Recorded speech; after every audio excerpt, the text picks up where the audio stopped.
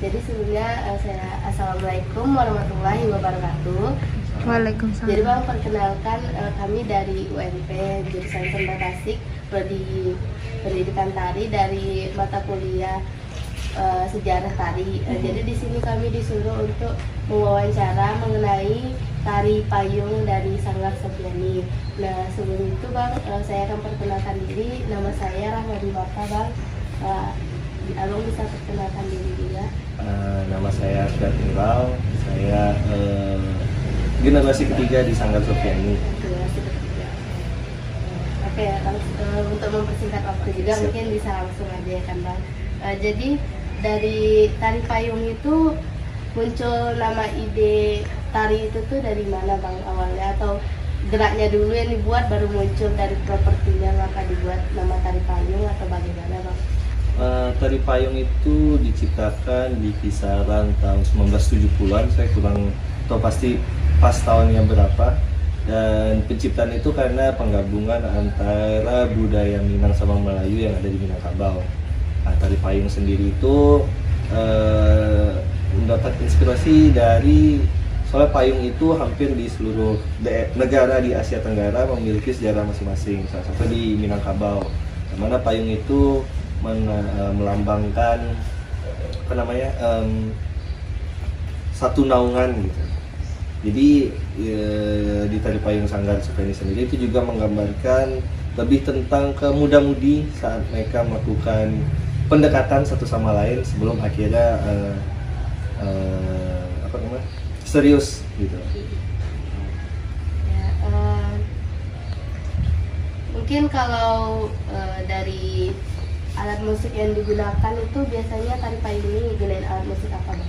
Karena tari payung itu masih kuat pengaruh Melayu dan Minang ya, jadi alat musik yang dipakai itu kebanyakan campuran Melayu Minang, contohnya seperti gendang Melayu, gendang tangan, akordeon, biola, saksofon. Dan karena udah terjadi juga era modern seperti sekarang, ditambah juga dengan gitar, bass, atau kadang juga drum, trompet. Alat-alat musik modern pun juga udah mulai dipadukan dengan untuk menampilkan musik tari payung. Oh, jadi tari payung ini udah mengalami perkembangan juga ya Bang? Iya, udah banyak Jadi, perkembangannya juga. ya, dari jumlah penarinya itu awalnya tuh berapa Bang, sampai sekarang mungkin segini, kalau dulu segini gitu. Kalau dari awal penciptaan sampai sekarang itu normalnya tari payung itu ditarikan 4 pasang, 4 cewek, 4 cowok. Nah, itu berpasang-pasangan dengan posisinya ada namanya posisi kanan luar, kanan dalam, kiri luar, kiri dalam. Tapi tergantung besarnya sebuah event. Misal event itu besar, bisa juga kita buatnya 8 pasang atau sampai 10 pasang, tergantung juga dari panggung yang tersedia gitu. Tadi tahun berapa Bang tari payung itu kan? Kisaran di tahun 1970-an, tapi pastinya kurang ingat sih. Itu tuh pertama kali tari itu diciptakan, ditampilkan di acara apa dan kapan gitu? Waktu itu tari payung pertama kali ditampilkan karena Sanggar Sofyani dulu yang masih ada di Bukit ada persiapan ke luar negeri, kalau nggak salah itu ke daerah Timur Tengah antara Jordan atau Yaman, saya lupa. Kayak di situ pertama kali ditampilkannya. Jadi di luar negeri Iya. pertama kali. Kisaran tahun berapa? Kisaran pokoknya antara setahun setelah tari payung itu diciptakan di tahun 1970. Ntar untuk informasi tahunnya saya chat aja biar. Iya. Berarti Sanggar Sofyani ini bukan cuma di sini. Bukan, Sanggar Sofyani awal berdirinya itu di Bukit Tinggi di tahun 1968. Sekaligus sanggar tertua di Sumatera Barat. Habis itu juga ada di Padang, di sini, di Jakarta, Taman Mini Indonesia Indah. Habis itu juga di Bandung, di daerah Dago namanya. Untuk sampai sekarang fungsi tari payung ini digunakan untuk acara apa ini? Nah, sekarang tari payung itu biasa digunakan untuk hiburan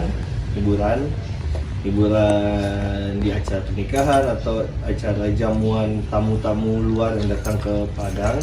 Habis itu di tahun 2018 tari payung juga diajarkan untuk peserta beasiswa seni budaya Indonesia, yang itu di bawah naungan Kementerian Luar Negeri. 12 mahasiswa asing dari luar negeri itu mereka belajar tari payung di sini. Bang, untuk penampilan tari payung ini sendiri berapa lama Bang? Kisaran berapa menit? Durasi tari payung itu 7 menit. 7 menit. 7 menit. Sampai sekarang dari Sampai sekarang, soalnya tari payung itu terbagi atas 3 ragam. Yang pertama ragam 1 namanya, yang diiringi oleh musik babindi bendi, itu khusus untuk penari cewek aja. Habis itu masuk di ragam 2 mulai berpasangan, dan ragam 3 baru lebih meriah dan lebih cepat komposisi gerak dan tempo musiknya. Jadi dalam satu tari itu ada 3 ragam. Iya, ada ya, 3 Bang? ragam. Biasanya nih Bang, pertunjukan tari payung ini ada waktu tertentunya nggak, harus pagi, malam, atau siang biasanya, atau sesuai keadaan? Sesuai keadaan. Kadang ada juga yang mintanya pagi, yang minta siang, sore. Itu tergantung keadaannya Bang. Untuk perkembangan tari payung dari dari waktu ke waktu tuh menurut Abang gimana Bang? Apa mengalami perkembangan pesat atau bagaimana Bang? Kalau di Sanggar Sofyani sendiri, kami itu selalu menjaga yang udah lama gitu. Walaupun ada perubahan, mungkin hanya segelintir, nggak banyak. Misal dari iringan musiknya yang awalnya nggak pakai gitar ditambah gitar, atau dari gerakannya misalnya awalnya tangannya begini cuman diganti ke sini gitu. Soalnya penciptaan tari payung itu juga ada filosofi di balik setiap gerakan. Jadi untuk merubah total itu sama aja kayak apa ya, menghina penciptaannya sendiri. Berarti memang sangat dijaga. Iya, ya sangat dijaga. gerakan itu. Pun gerakan tari payung, musik tari payung Sanggar Sofyani sendiri udah dapat hak patennya sendiri. Jadi pun misal orang yang belajar memang harus dengan gerakan yang asli dari Sanggar Sofyani. Oh iya Bang, untuk pencipta tari payung ini awalnya ini dari siapa nih Bang? Pencipta tari payung itu diciptakan oleh Ibu Sofyani Yusaf, pendiri Sanggar Sofyani, dan suaminya Yusuf Rahman yang dulu menciptakan talempong dari pentatonis ke diatonik. Mereka menciptakan tari payung itu di Bukit Tinggi. Itu penciptaan itu terinspirasi dari apa Bang awalnya Bang? Dari kegiatan muda-mudi yang ada di Sungai Tanang. Sungai Tanang itu kan di Agam. Jadi gimana muda-mudi Minangkabau dulu saling bergaul satu sama lain, mencoba ibaratnya PDKT orang zaman dulu lah gitu. Ya. Berarti dari kegiatan di Sungai apa Bang? Sungai Tanang. Sungai Tanang. Untuk ya tadi pemusiknya, untuk awalnya tuh gimana Bang? Musiknya tuh berapa orang pemain musiknya, atau musiknya itu direkam gitu atau bagaimana? Kalau untuk bermain musiknya dulu awal penciptaan itu sampai bisa 12-13 orang, karena memang tari payung ini nuansanya lebih ke orkestra. Tapi sekarang sebenarnya di 6 atau 5 orang udah cukup. Itu tergantung, misalnya ada orang itu pengen request, orang pengen hanya musik MP3, kami ada MP3. Tapi kalau untuk musik live, kami juga menyediakan musik live-nya juga. Untuk komposernya tuh awalnya siapa Bang? Komposernya itu Isaf Rahman juga. Bapak Isaf Rahman itu yang langsung menulis langsung notasi tari payung. Berarti dari Ibu Sofyani dan Pak Isaf Rahman lah pertamanya. Iya. Dari tari ini ya Bang. Untuk ini untuk kostumnya Bang, kostum siapa penata kostumnya pada awal masa penampilan tari ini? Kostum tari payung itu ditata oleh Ibu Sofyani Yusaf juga, sekaligus pencipta tarinya. Yang mana kalau di baju cowok itu nama bajunya Guntiang Cino, karena terinspirasi dari Melayu, baju Guntiang Cino dengan stanja di kepalanya, bisa udah kain sesamping. Bisa untuk cewek biasa pakai suntiang, dan bajunya itu saya lupa nama bajunya. Masa itu salah satu bagian dari baju kurung, tapi saya lupa namanya, soalnya bukan saya yang masalah kostumnya gitu. Untuk untuk pola lantai Bang, apa jenis pola lantai apa saja yang digunakan di dalam tari payung ini, Bang? Sebenarnya pola lantainya simpel, itu bisa ragam satu itu para wanitanya bakal lebih banyak menunjukkan permainan dengan payung. Habis itu akan membuat beberapa lingkaran, habis itu masuk di ragam 2. Dan di saat bagian lelaki masuk itu lelaki pasti akan selalu berada di luar karena itu menandakan bahwa tanggung jawab seorang lelaki untuk melindungi wanita di dalamnya. Begitupun juga dengan ragam 3. Jadi sebenarnya pola lantai di Sanggar Sofyani itu cewek, wanita pasti selalu di tengah dan dikelilingi oleh laki-laki untuk melindungi. Itu bermakna apa, Bang? Bermakna untuk tugas seorang pria untuk melindungi wanita. Oh iya, tadi Bang kan dalam musik tuh ada yang ditambah, berarti ada perubahan ya kan, Bang? Kenapa ada bentuk perubahan atau yang dikembangkan dalam tari atau dalam musiknya itu, Bang? Perubahannya itu sebenarnya untuk mengikuti arus perkembangan zaman. Soalnya di sini di Sanggar Sofyani kami punya moto tak pantang menghadang zaman, seiring menjunjung tradisi. Jadi walaupun zaman sudah berubah, tradisi tetap jalan dengan mengikuti pola perkembangan zaman modern. Misalnya sekarang udah identik dengan drum, dengan keyboard. Nah, kami di tari payung ini juga bisa menyesuaikan dengan itu gitu. Asal unsur tradisi Melayunya itu tidak hilang. Oh, berarti tari payung ini nggak asli Minang aja ya, Bang? Ada unsur Melayunya juga gitu ya, Bang? Oh ya, boleh sedikit ceritain tentang sanggar ini nggak, Bang? Sejarahnya gitu sampai sekarang. Nah, Sanggar Sofyani itu didirikan di tahun 15 Februari 1968. Itu sebagai salah satu sanggar tertua di Sumatera Barat dan juga sanggar pertama yang mencetuskan penciptaan talempong dari 5 nada yang biasa talempong basi berubah menjadi 16 nada seperti yang dipakai oleh sanggar-sanggar berbasis budaya Minangkabau seperti sekarang ini. Itu sanggar juga mulai pindah di Padang di tahun 1980, lalu di tahun awal 2000-an juga memulai membuat cabang di Jakarta dan di Bandung.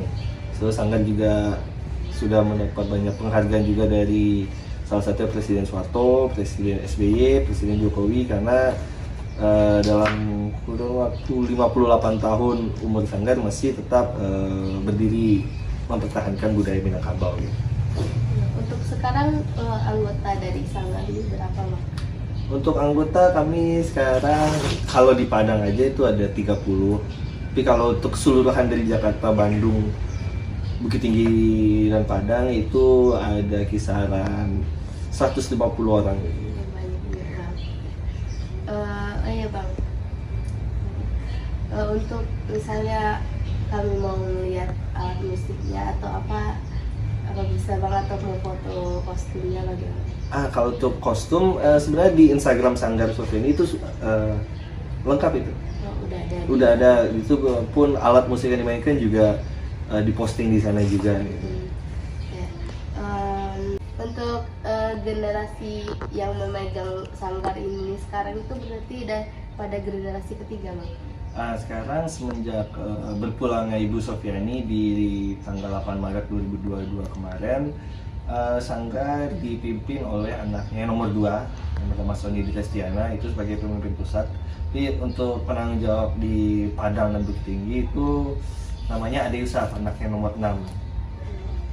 Berarti untuk yang di sini anak yang nomor nomor 6. Nomor 6 betul. Generasi kedua. Iya, itu generasi kedua.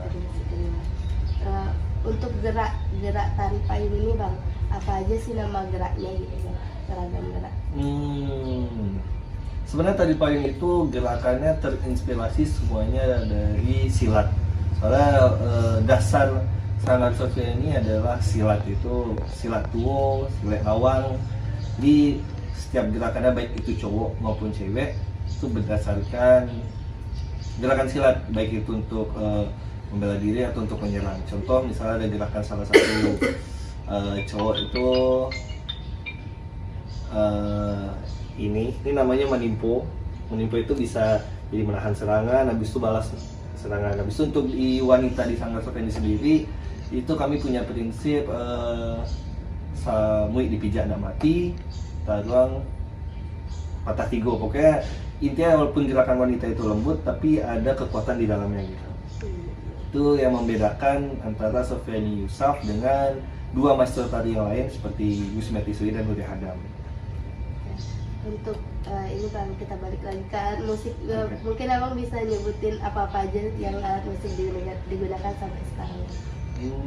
Akordeon, gendang Melayu, gendang tangan, gitar, bass, biola, saxophone, piano udah saya sebut tadi.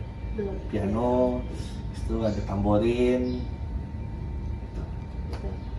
Awalnya hanya berapa Bang? Awalnya dulu lebih banyak. Awalnya itu sampai 12-13, ada pakai kontrabas, cello, biola, viola, klarinet, horn, trompet. Tapi akhirnya itu karena itu SDM-nya kan terlalu banyak, jadi dibuat menjadi 6 atau cuma 7 sampai 5 orang aja gitu. Oh berarti dulu lebih banyak daripada Dulu lebih banyak. sekarang. Sederhanakan lagi Iya. ya Bang musiknya. Bang ya. Nah, oke. Oh iya Bang, itu untuk yang di Instagram kami izin nanti ngambil gambarnya Iya, siap, Bang, siap. dari itu. Mungkin video narinya ada juga nggak Bang? Kalau video tadi mungkin bisa lihat di YouTube di nama ketik aja BSDI 2018 Padang. Itu ada penampilan tari payung yang ditarikan oleh 12 peserta asing didikan Sanggar selama 3 bulan. Yang dari orang Iya. luar. Ya. Oke. Bang, mungkin saya akan tutup Bang. Terima kasih banyak atas waktunya Bang, mengganggu aktivitas sebelumnya atau aktivitas yang akan datang. Saya mengucapkan terima kasih mewakili kelompok saya. Abang sudah mau untuk diwawancara pada hari ini dan pada waktu ini. Saya akhiri, wassalamualaikum warahmatullahi wabarakatuh.